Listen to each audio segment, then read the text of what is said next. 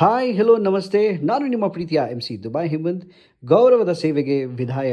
ಭಾರತೀಯ ಏರ್ಫೋರ್ಸ್ ಸುರಕ್ಷತಾ ಅಧಿಕಾರಿ ನಿವೃತ್ತ ಸಮಾರಂಭಕ್ಕೆ ನನ್ನನ್ನು ಆ್ಯಂಕರಿಂಗ್ ಮಾಡೋಕ್ಕೆ ಕರೆಸಿದ್ರು.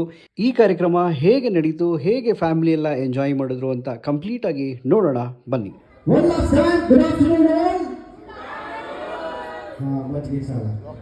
Speech workout for that.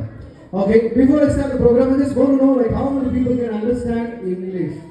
Can you raise hand? How many people can understand English?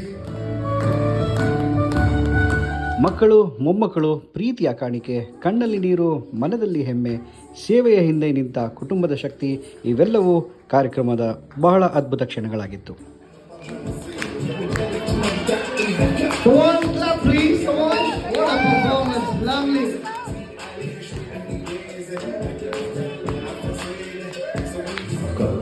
उन्हें भारतीय वायुसेना तक ले गया.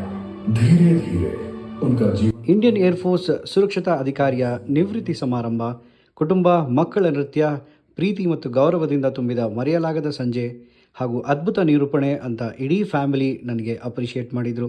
ಈ ಕಾರ್ಯಕ್ರಮ ನಡೆಸಿಕೊಟ್ಟವರು ಶುಭ್ ಮುಹೂರ್ತ್ ಈವೆಂಟ್ ಮ್ಯಾನೇಜ್ಮೆಂಟ್.